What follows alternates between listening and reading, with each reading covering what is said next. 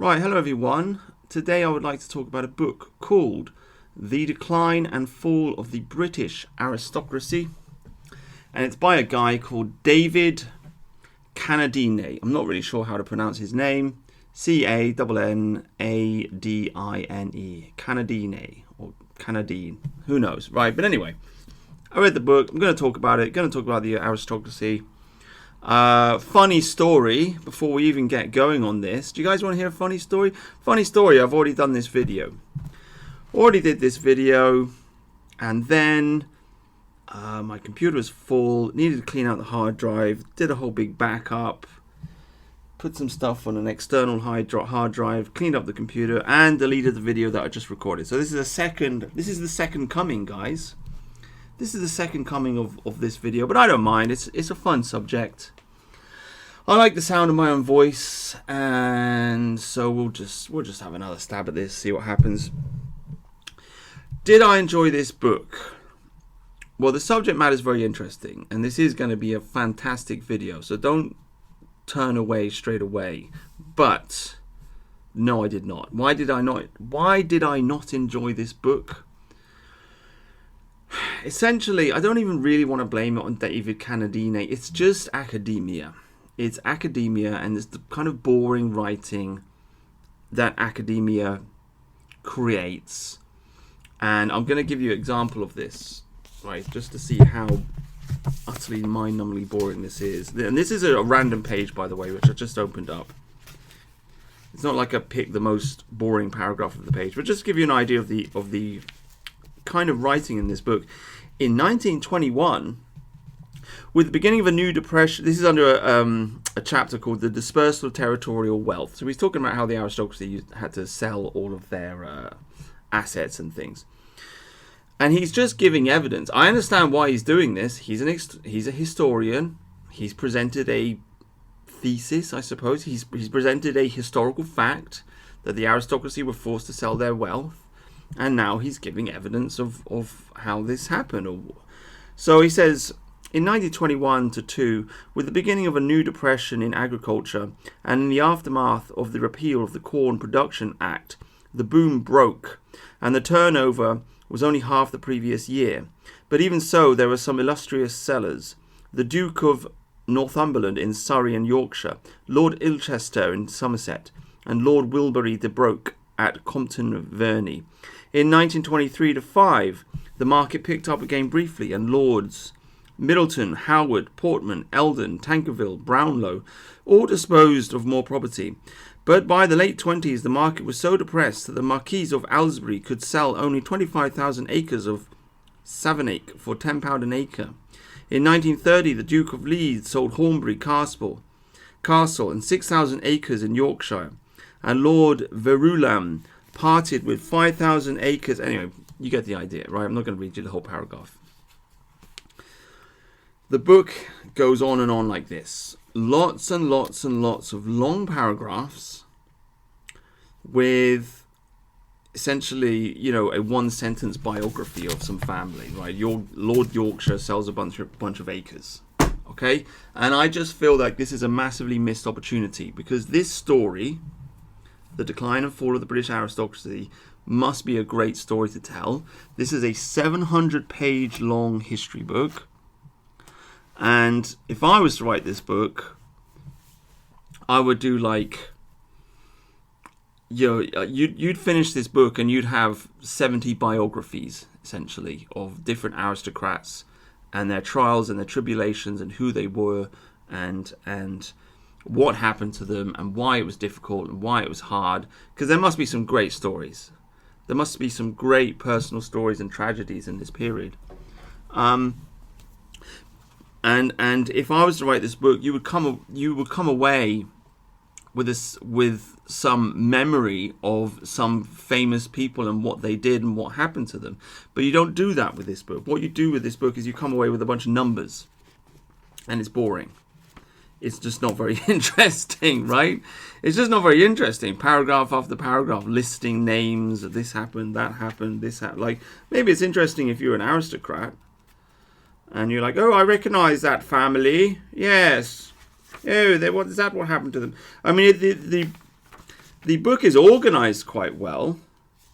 He goes through the chapters: the embattled elite, the decline and dispersal of territorial wealth, the erosion of the local control, the eclipse of senatorial order, the demise. In a stage by step way, he does illustrate aristocratic power, what they used to do, how their power used to be consolidated in the country, and how it was lost. So it's not a messy book. It's just when it comes to giving examples, instead of choosing to say, oh, as an example, I want to just looking at this list of chapters here at the beginning of the book. The loss of power and the local level. So it used to be the case that the Lords would essentially run the local councils, right? Instead of just giving a list of this family and this family and this family, instead, like, let's tell me a story, dude. Tell me like a story about a aristocrat who failed to get elected because of something or something. It must have been such an interesting period of history, and you could have jumbled together a whole bunch of hodgepodge stories to make it more interesting to read. But because of academia, right? Because of the evil of academia, and I'm kind of joking when I say that, but I'm kind of half serious. I think these people just squeeze the life out of everything. I think they go to university, they get their degrees, they get their PhDs, they get their doctorates, and then they sit there in their offices and they think, how can we make history really, really boring so that nobody wants to read about it or understand it? I genuinely think that's what they do. They make it so dull, and it pushes ordinary people away. And in my mind, that's not the function of history. History is a story that should be told in order to inspire young men to fight. Okay, this is my historical perspective. I believe in a subjective and triumphant and nationalistic English history. The idea being that, well, essentially I believe in Thomas Malthus. I'm going to have to talk about him a lot when it comes to the aristocracy, so we're going to come back to this point again and again. But I believe in a guy called Thomas Malthus who wrote a book called Principles of Population in 1797, and he said population is either controlled by misery or vice, because sexual desire is so strong that people will have children even if they can't afford to feed them. So you're always going to have an overpopulation. You're always going to have too many kids, and you either control that through misery, so starvation, war, natural disasters, crime, murder, chaos, or through vice, so through contraception, homosexuality, abortion, etc., etc. That's your choice. In our current age, we control population through vice, mostly, and it's just totally taken for granted, by the way. People don't even really think about it, but that is what it is. This is why I don't really get excited about all these people moralizing about abortion. Oh, it's so evil. Yeah, it's only evil because we live in an age of vice where not enough people are having children.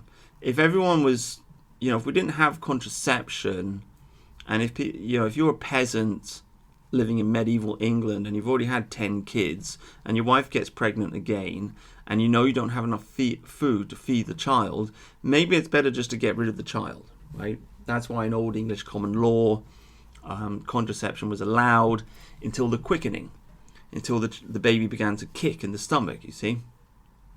So the point is that population has to be controlled, and this is the problem that Malthus presented to us, the population problem. He didn't really propose the solution. I proposed the solution that we make the population problem somebody else's problem. Essentially, this world is a collection of nations, which is a collection of people struggling against each other for resources. Because at the end of the day, there's not enough food, and there's not enough resources for everyone. And there are some people that they respond to Malthus and they say, we can have as many people as... No, we can't. We can't have unlimited population growth. We cannot have 250 billion people living on this world, or whatever crazy number you want to pick. 1 trillion people. We can't do it. At some point, you have to stop, right? And the population has to be controlled. So the solution to the Malthusian problem, in my mind, is to wage war against other countries in order to take their resources. That's how you do it. You could pick vice as the solution, which is the second best solution.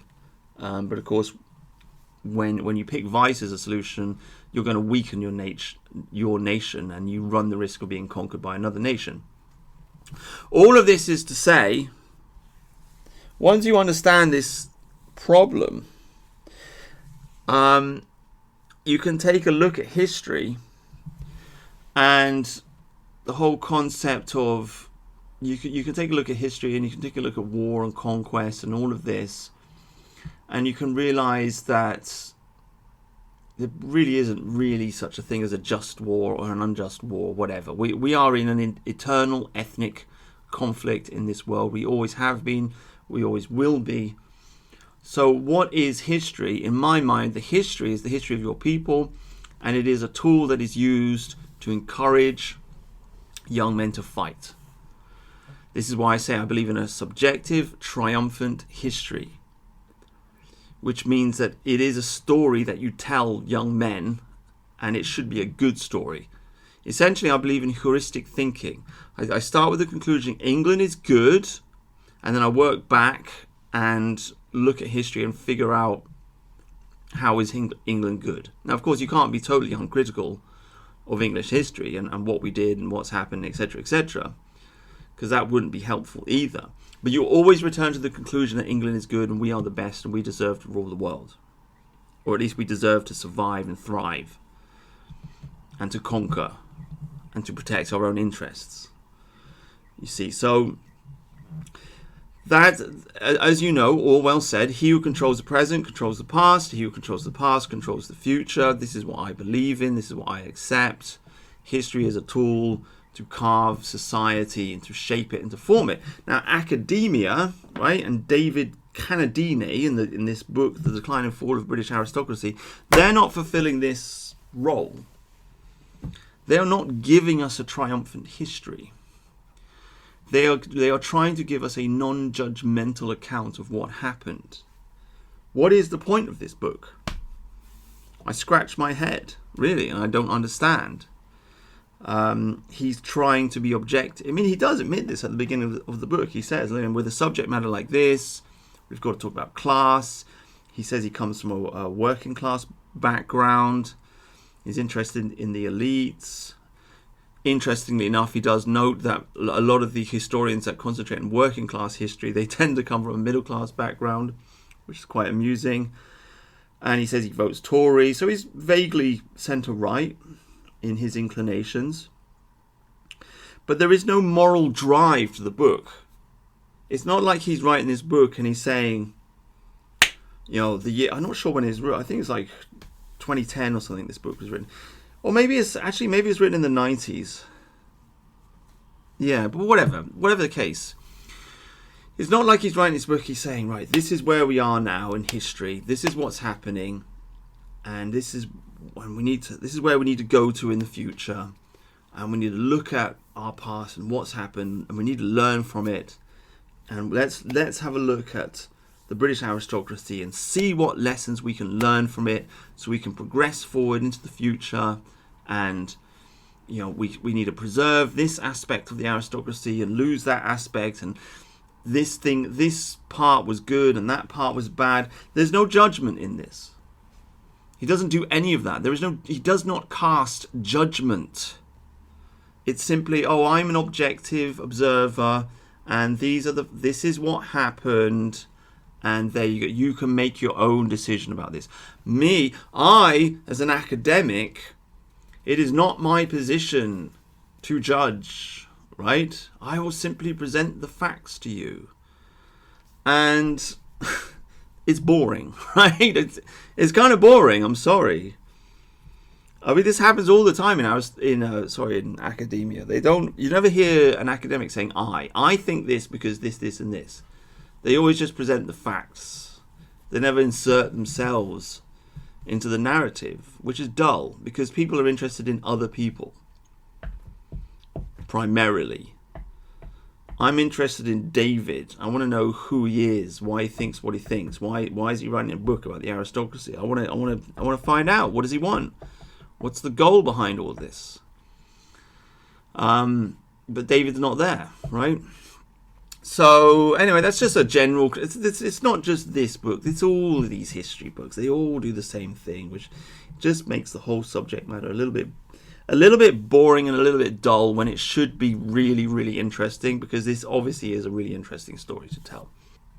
So all that being said, what's the book about? Well, really, he talks about the fall of the British aristocracy from roughly 1880 to the Second World War. Kind of ends the book with Churchill. Churchill was the last great aristocratic leader of this country, he notes, and I think he's right in that, which is why I'm always a defender of Churchill. Churchill is a symbol of England, of aristocracy, of Britishness, of the British Empire. Many people today want to tear Churchill down, and my argument is that it doesn't matter if he was a good guy or a bad guy. It doesn't matter. He is a symbol of England. He has transcended the role of the ordinary politician. He is a symbol. And if you tear him down, you end up tearing down the whole country with it. And I've seen this happen again and again and again with various different quote-unquote nationalists on the internet. It starts with criticism of Churchill, and then it ends with criticism of the British Empire, and then criticism of the aristocracy, and then criticism of capitalism, and then criticism of England itself.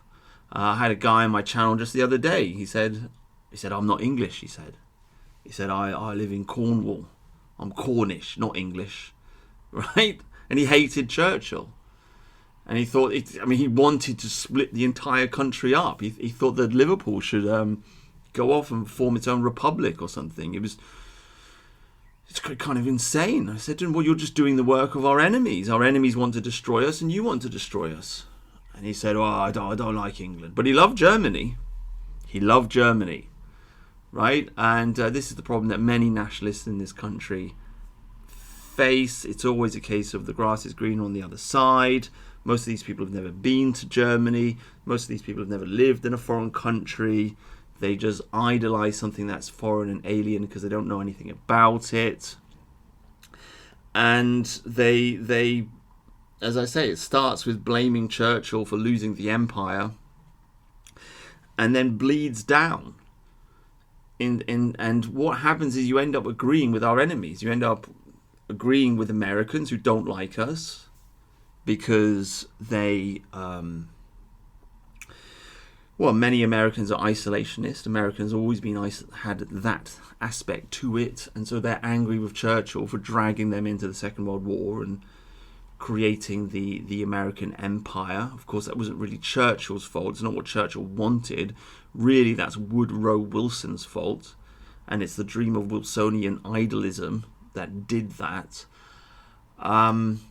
So I don't really see how you can blame Churchill for it. Churchill wanted to keep the empire, not destroy it and replace it with an American empire. But nonetheless, you have Americans that have a chip on their shoulder. They want to shit on the English. It starts off with criticising Churchill and ends up with the criticism of England. You've got various different Indians and Muslims and so forth. They don't like Churchill. And so what happens is when you as an Englishman are looking down on Churchill, you end up agreeing with our enemies that dislike us, whether they're Russians or Americans or Muslims or Indians or Chinese or whatever the hell they are.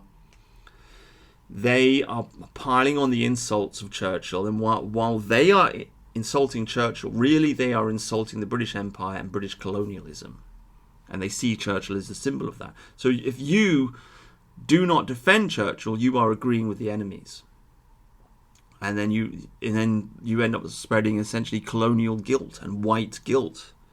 Oh, the evil white man did slavery. The evil white man conquered the world. Blah blah blah blah blah. You're just feeding into that.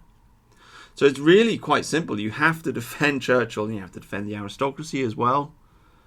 And it's, I mean, I give the analogy, or I give the example. Let's say you're sitting in a pub with your friend, with your brother, and you're talking about your father. Maybe your father's a bit of an alcoholic. Maybe all fathers have their weaknesses.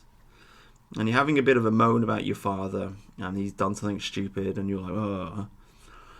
And then somebody comes along, they sit down, and it's not a member of your family. It's just some random guy from the pub, and he starts criticizing your father as well. What do? Do you accept that criticism? Do you and your brother say, yeah, my daddy's a right cunt and blah, blah, blah? Do you? Most people would not. Most people would tell the outsider to go away. And this is how families work. You keep it in the family. Criticism in the family is kept in the family. But to outsiders, you have a united front. This is how it should work. And so Churchill is not above criticism, but there's a huge difference between Peter Hitchens criticizing Churchill and some American guy criticizing Churchill. When Hitchens does it, you know he loves the flag, you know he loves England. And it's a constructive criticism, and you know that he has this heuristic thinking that he will return to the conclusion of England good. When an American does it, it's something else. So people forget this, and they forget this because they don't understand that history is subjective and it should be triumphant. They just forget all this. So anyway, and why do they forget this? Because historians like David Cannadine don't understand it. They're not really sticking up. I mean, it seems like I'm going on a tangent here, and I am, obviously, but again, I don't see this book as a defense of the British aristocracy. Not really. Or a lament for its passing, or whatever. But let's take a step back here. The book ends basically with Churchill. It begins in 1880. I think really to talk about the British aristocracy, you have to start with Constantine. I know that kind of sounds crazy, but I think you've always got to, when it comes to history, you always got to take the broad view and then zoom in, right? So Constantine the Great, crowned emperor of Rome, in York, no less. Okay, in York. They say that his mother was Welsh, which is why he converted to Christianity, because of Celtic Christianity. Because Joseph of Arimathea came to England, came to Wales. Well, at that time, the country was full of Britons, right? The British people, the descendants of Brutus, who were, of course, Trojans. But there were a lot of Jews. There were a lot of Jews all throughout the Roman Empire. They were merchants, they were traders. So Joseph of Arimathea came here, spread the gospel of Christianity to the Jews of Britain. It wasn't England at that time, it was Britain.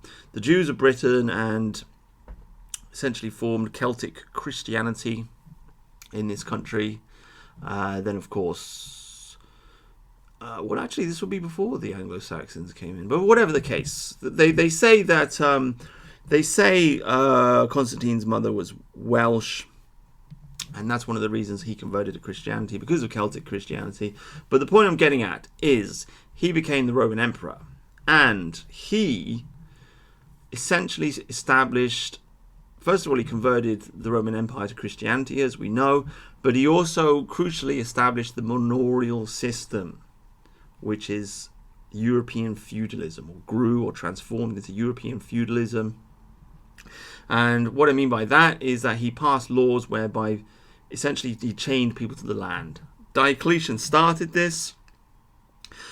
Constantine progressed the matter, but essentially European feudalism, in the European feudal system, you had serfdom where 90% of people in Europe were tied to the land, and they were tied to a manor house and the lord of the manor, and they were not slaves, but they could not leave the land. They belonged to it, and this was started by Constantine. And it is, I believe it's a tyranny. I believe it's against our European nature, because we prefer to be free. We prefer to go here and to go there. I do believe it is a tyranny, which is why I'm not anti-Christian, but it should be acknowledged Christianity did plunge Europe into serfdom. That's what it did.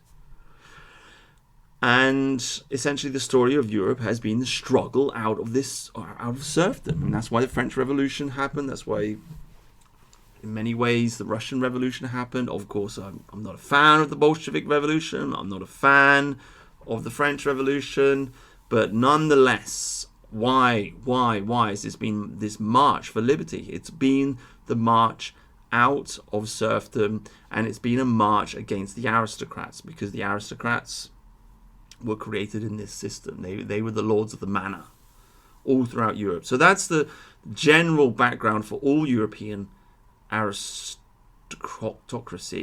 And in our country specifically, we had actually much more liberty in this country because of more Saxon liberty, because of course the Anglo-Saxons came over and we weren't really united as a country. And the medieval period went through many different phases. It wasn't all just the same all throughout, but nonetheless we did have a certain Saxon liberty. But of course we were conquered by William the Bastard, and the Normans came over, plunged us into tyranny.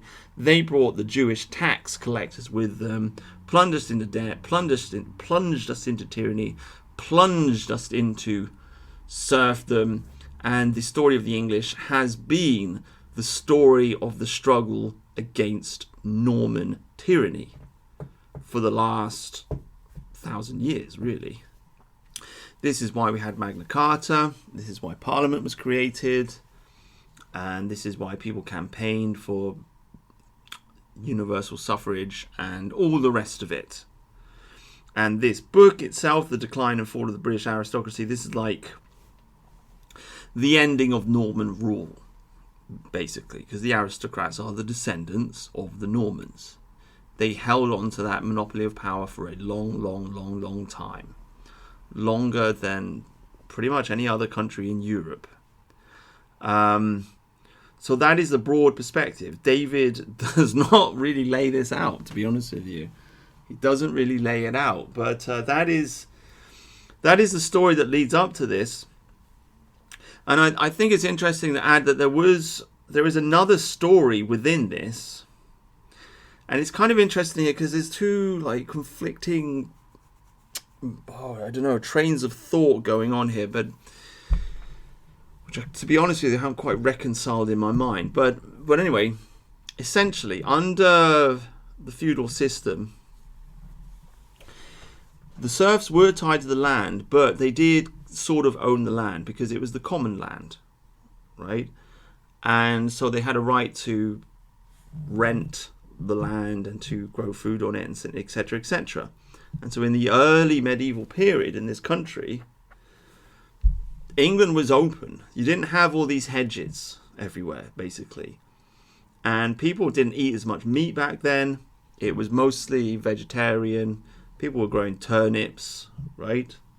Can't even buy a turnip in a supermarket anymore. But the turnip was like the symbol of the peasant back then. But, before potatoes came in and replaced it.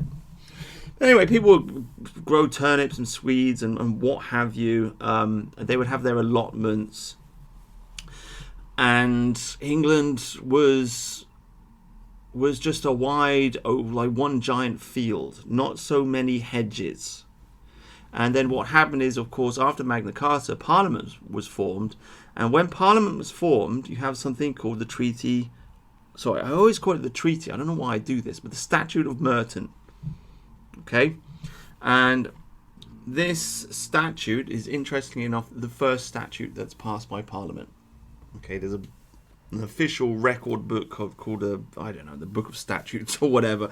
This is the first one. This is the first thing the Lords passed once Parliament was organised after Magna Carta. And what does the Statute of Merton do? Well, it gives the Lords of England, the aristocrats of England, the right to enclose the land, which means it gives them the right to put hedges up and to kick the peasants off the land, basically.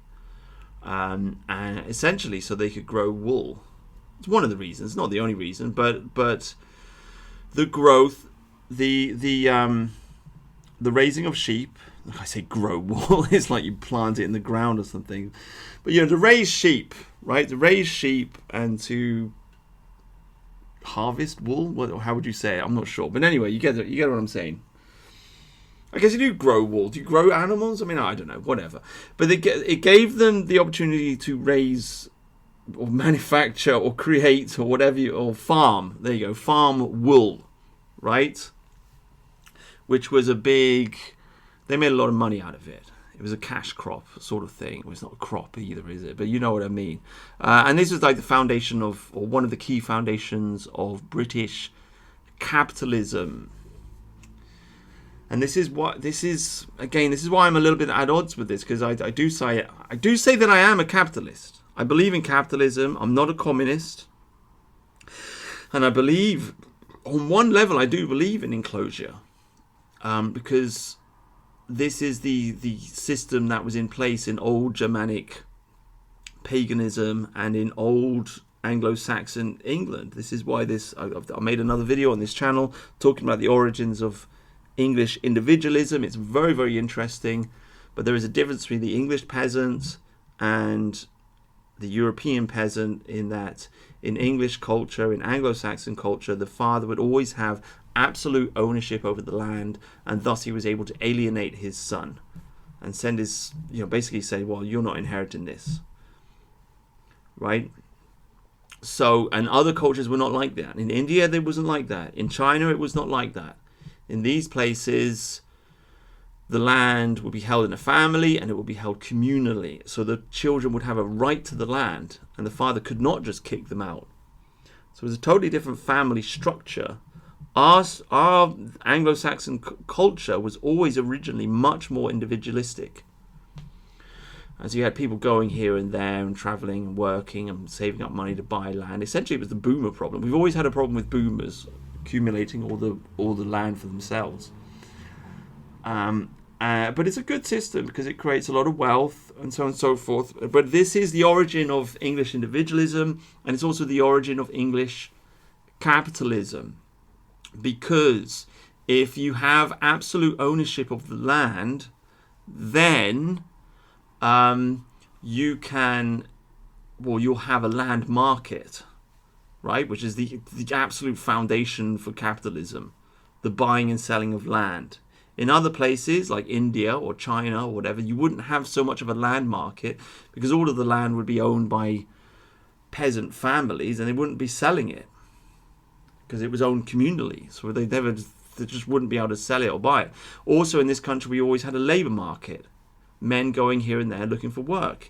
In other medieval communities, you wouldn't have that because people would just stay in their families. So you have a land market, you have a labour market, you have sheep and wool. And the land market and the labour market in particular are origins of English capitalism. So, all this being said, this system of ownership of land was present in this country before the Normans invaded. So when I'm critical of enclosure, really enclosure was just a return to the old Anglo-Saxon way of doing things. Okay, so on one hand, I feel great sympathy for the peasants who were kicked off their land by these evil aristocratic Norman landowners who basically just used Parliament to pass the Statute of Merton so they could enclose the land and cover the entirety of this country in hedges, which is what it looks like now. And I feel sympathy for the ordinary peasant that was kicked off this common land, which was essentially owned or lived on by him and his father and his grandfather and his great-grandfather, going back for quite a few generations. But at the same time, it is just a return to the old Anglo-Saxon way of doing things. And I do believe in absolute ownership of land. I don't really believe in communal commonwealth. So I don't know. There's kind of like a conflict there going on in my mind. I mean, it had to be something that started at the top and then worked its way down to the bottom. So the aristocrats that pushed forward the Statute of Merton and pushed forward enclosure, they weren't doing it because they cared about the peasants. They were interested in their own profit and their own wealth. But nonetheless, over the centuries, it has led to a situation where your average peasant is able to buy his own house and own his own property. So, it's a mixed bag. But the story of enclosure is a big part of English history. It's a big part of capitalism. It's one of the reasons I believe in open source culture.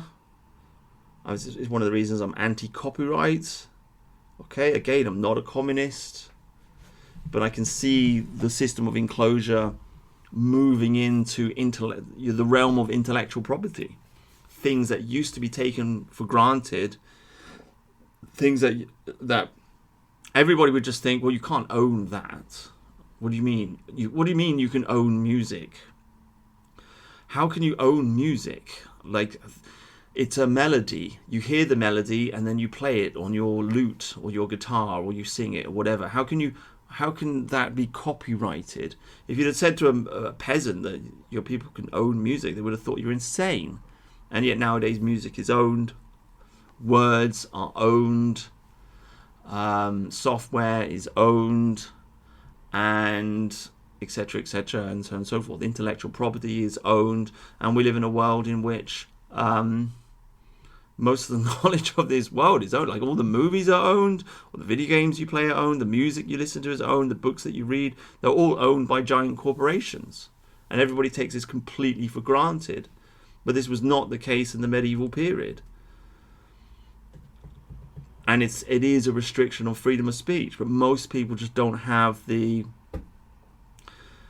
imagination to see it. And one of the reasons why they can't see it is partly because of academia, but also because of intellectuals in general. If anybody is smart, if anybody is high IQ, then what do they think of? I'll tell you exactly what they think of. They think about running a book and selling it, because this is what I think about. And so they dream of copyright. Every academic and every philosopher in this world dreams of owning his copyright so he can make a little bit of money out of it, right? And so all of the philosophers buy into the system of copyright. It's just lurking, and they don't consider it. They don't even think twice about it, whether it's a good idea or a bad idea to be able to own ideas. But they are feeding into a system which essentially leads giant corporations to own all of the books, all of the music, all of the movies, all of everything, all of the ideas. And these corporations have managed to create a giant globalist brainwashing machine, and we live in the tyranny of that machine. And I've been saying for years, like, you want to free your mind, you've got to be anti-copyright, but nobody understands what I'm talking about, right? But anyway, a little bit of a tangent. The point I'm making is it's a process of enclosure. Okay, it's you're creating a new market. You're buying and selling something which never used to be bought and sold. You've moved into the realm of the intellect, and now you're buying and selling ideas. People didn't used to buy and sell ideas. People didn't used to buy and sell music. Okay, so it's capitalism gone wrong. But anyway, a little bit of a tangent. All I'm saying is, you want to talk about the British aristocracy, you've got to talk about enclosure. You've got to talk about enclosure. And this is what led to the great wealth of the British aristocracy. And interestingly enough, while I was reading this book, Elon Musk on Twitter, he's opened up Grok to everybody. So we've got this new artificial intelligence on Twitter called Grok, and you can ask it questions. So I decided to ask it about this and ask it about enclosure. Grok informed me of something called parliamentary enclosure. Now, enclosure had been going on for quite some time in this country, but there was quite a strong period of it from 1750 up to 18 whatever. it's a period that's known as parliamentary enclosure, when Parliament, again, acts of Parliament were used to enclose the land. So people, there were villages out there, there were commoners out there. The aristocracy just got together and said, yeah, this land is enclosed now. This common land, which you used to be able to farm, now it's owned by me, and you can sod off and go and live in a city somewhere in squalor. This is why there was so much poverty in the early 19th century. Just ordinary peasants got kicked off their land and went to the city, and it all combined with the Industrial Revolution to cause a lot of misery.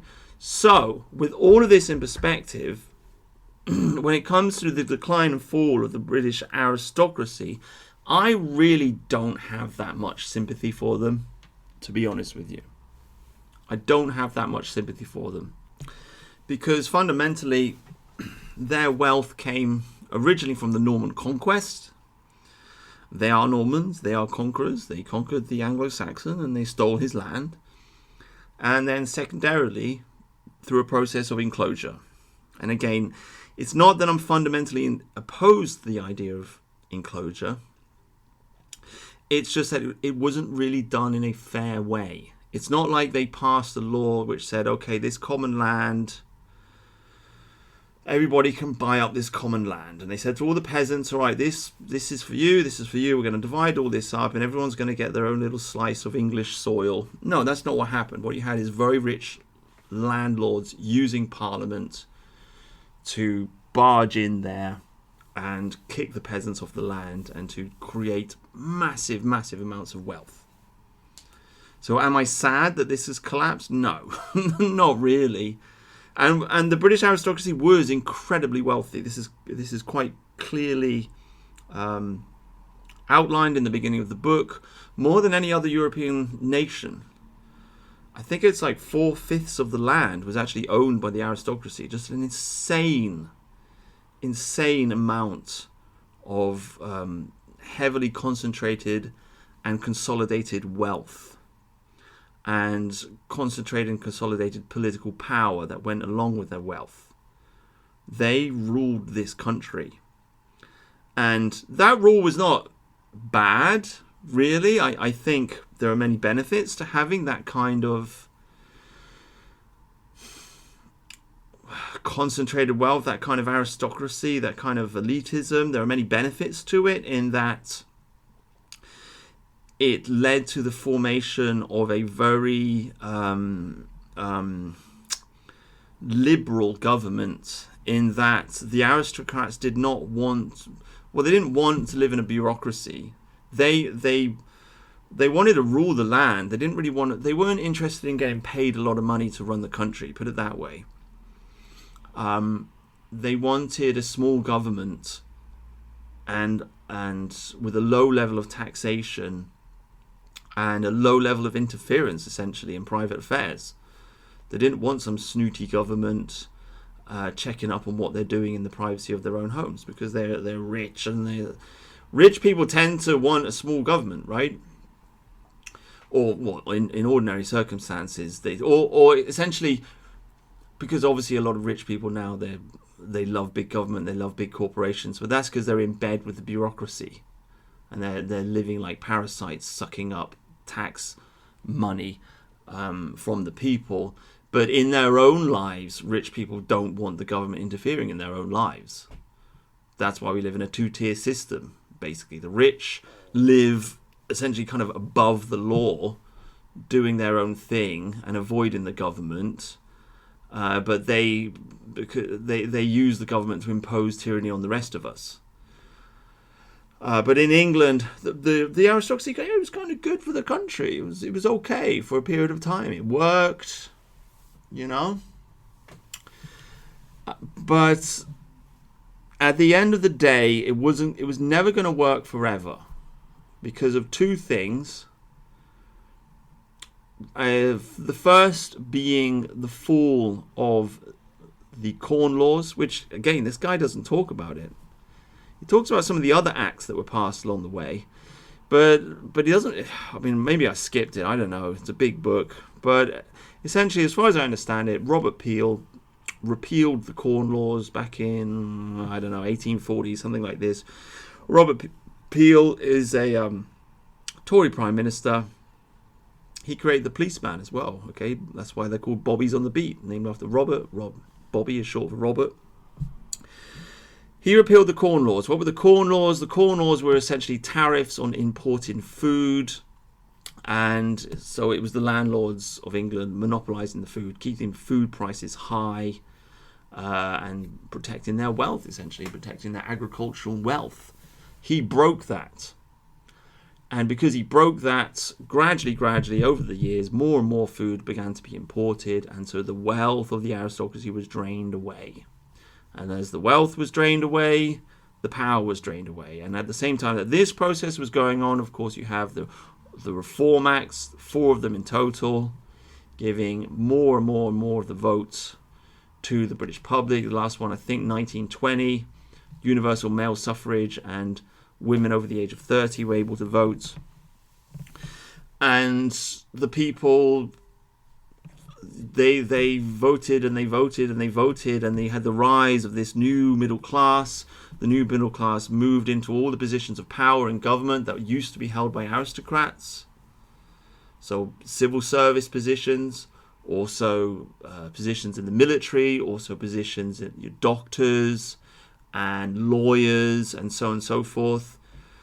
All of these positions used to be, the aristocrats had kind of like managed to monopolize a lot of these positions. Now they're getting pushed aside by this rising wealth and ambition of the self-made man, the middle class.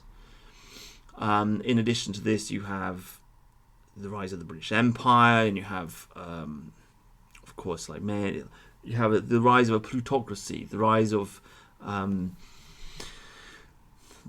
factory owners, okay, and international money men. A lot of Jews, they started shoving in at the same time. So, but essentially, simplistically, it's the fall in the value of food plus the rise of democracy, and the rise of democracy leading to the rise of a middle class and shoving the aristocracy out of the way. That's what happened here. And I can't say that it was a bad thing. I do feel a nostalgia for it.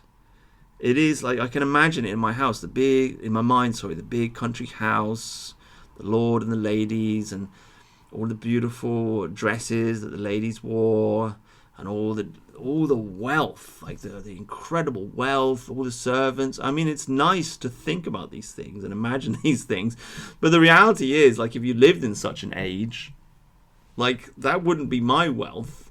I'd be the peasant guy. I'd be the servant. I'd be like a butler or something, or I'd be in like the kitchen serving these people.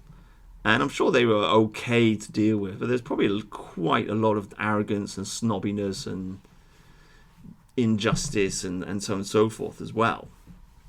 I don't think they were horrible, but at the same time, I don't know, man. Like, I've actually encountered quite a bit of snobbiness recently, which I've never really encountered before in this country. Obviously, I'm not going to tell you the details, but I met some people recently, and I'm like, oh my God, you are so stuck up. My God, I'm quite shocked.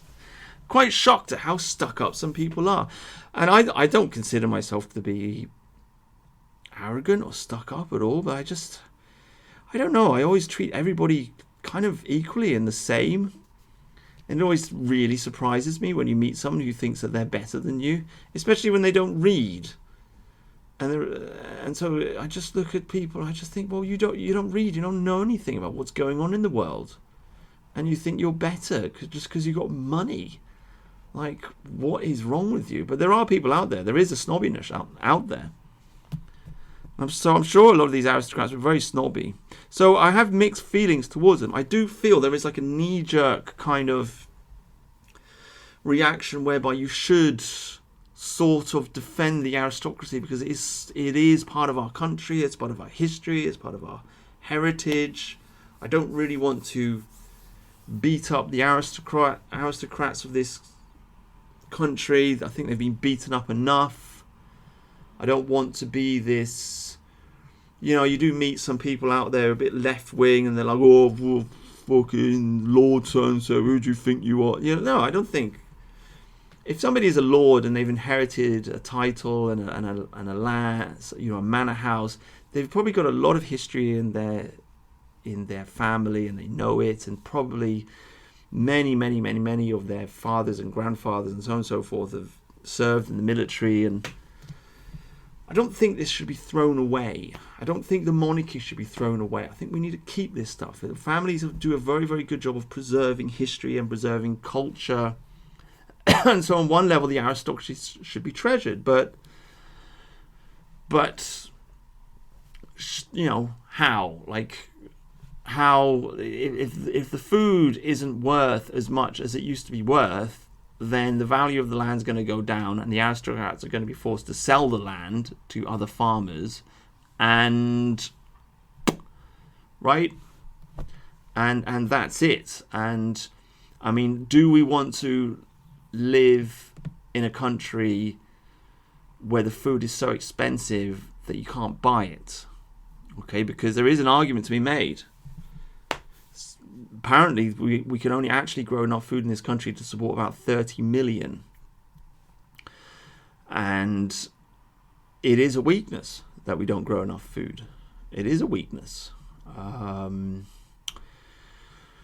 In a time of war, like, we're going to starve. And so it makes it. I mean, I believe in autarky. I think as much as we can, we should grow our own food, make all of our own stuff, and be as independent as we possibly can from the global system, so that we can stand on our own 2 feet, and so that we're not getting bullied by other countries. It's very difficult to do that if your country is overpopulated and you don't grow enough food. Right? We've just seen Russia stick up to America. Why were they able to do that? Well, they've got their own oil, they've got a big population, they grow all their own food. So you can't just push them around.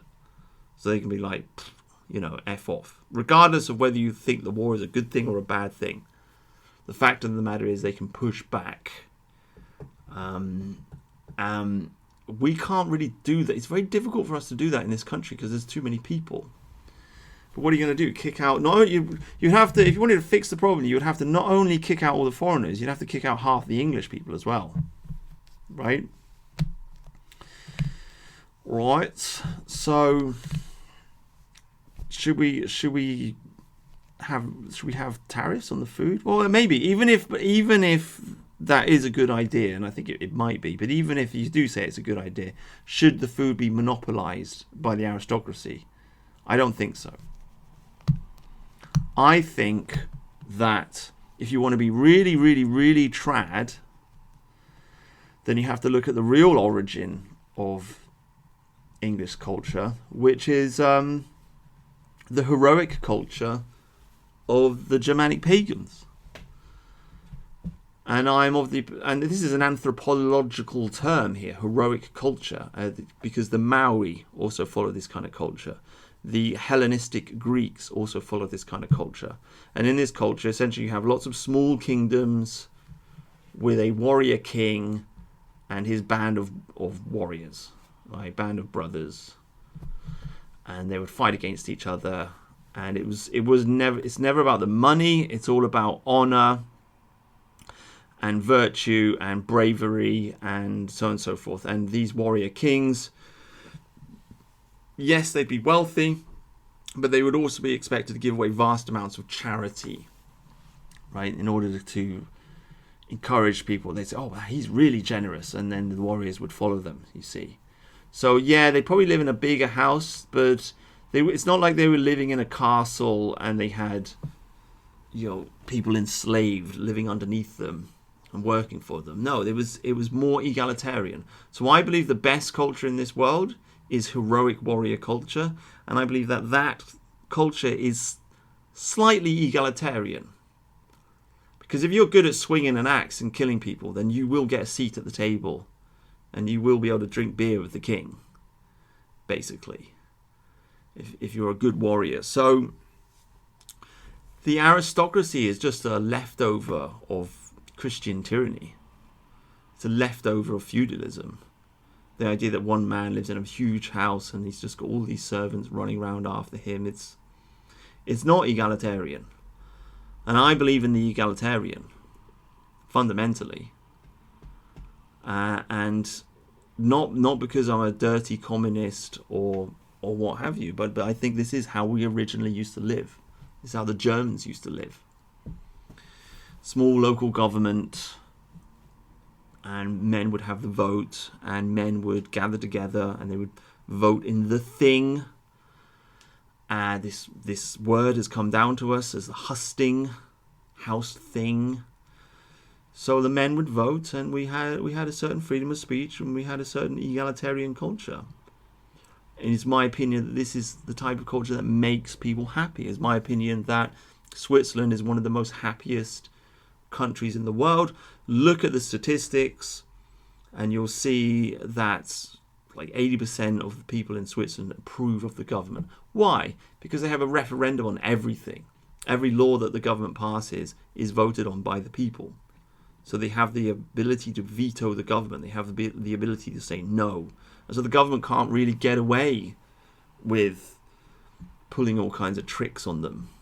So there's a fundamental trust there. And so they're happy because they don't feel like they're being ripped off. They don't feel like there's some rich bastard lording it over them. And so you have a very large middle class. And if you have a large middle class, then people are happy. I mean, even Aristotle said this. You want a big middle class. You want a happy country? You need a big middle class. Okay, a few rich people at the top, a few poor people at the bottom, but a big middle class, and everybody's just got just about the same amount of money, and then people aren't going to be envious of each other. People aren't going to be looking, oh, look, he's got so much and I've got so little. It's not fair.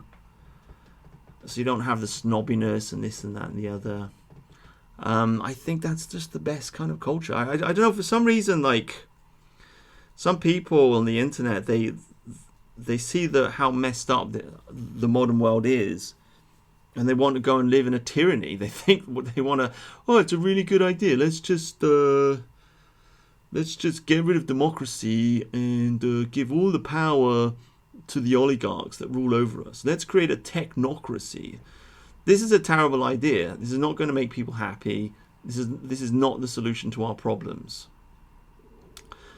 Elon Musk is not our savior. I do not want to live in a digital prison being ruled over by Elon Musk and Peter Thiel and Google and all the rest of it. This is madness. History has proven. In fact, I'm on board with that Francis Fukuyama guy who said, it's the end of history in the 90s. I'm on board with that guy. He was basically right, sort of. We had the right idea. Communism failed. English liberalism won and conquered the world briefly, and things were okay. But we had 9/11 and a bunch of crazy stuff and mass immigration. So the system's not perfected yet, but nonetheless, we should be aiming for an egalitarian culture. We should be aiming for universal male suffrage. Ideally, we should be aiming for referendums. We don't want women to vote because they're too soft. And if you give them the vote, they will destroy everything. And obviously, we got to kick the foreigners out. You just need some scientific racism, essentially, so you can sort out the mass immigration problem. So that's the way I feel about it. The aristocracy was built on the Normans stealing the land, and it was built on using parliaments to force enclosure on people. It had its benefits. These guys wanted a small government, and they conquered the world. I mean, let's give credit where credit is due. We conquered the world under a British aristocracy who were just out to get money, right? So I don't hate them. It's part of our history. It's part of our story, and it is sad because the aristocracy fell, and what replaced it? A plutocracy and a bureaucracy. I met this crazy potty-mouthed hippie lady once, and she was banging on about, the aristocrats. Blah, blah, blah, blah. And I was just scratching my head thinking, well, yeah, we got rid of them, and now we've just got Goldman Sachs instead. who really don't care at all about this country. At least the aristocrats were tied to the land, you see. And we got rid of the aristocrats, and we got rid of small government, and now we've just got the bureaucratic blob, the deep state, which essentially just sits as a parasite on top of the country and sucks up tax money so that civil servants could just sit around doing nothing all day long, or just wasting money on just absurd. I've seen Richard Lowe. There's like he was talking about it on Twitter. There's like a position up. You can get £50,000 a year as like a diversity and inclusion officer. This is a nothing job, and I've got to pay taxes to support this. This is the result of big government. So this is what happens when the aristocracy fails. But nonetheless, I don't think we're going to return to it. We went through that phase. It's over now. And I don't know. That's all I got to say about it. Okay. So anyway, thank you very much for listening, guys. Do like, do subscribe, share the video. And God bless.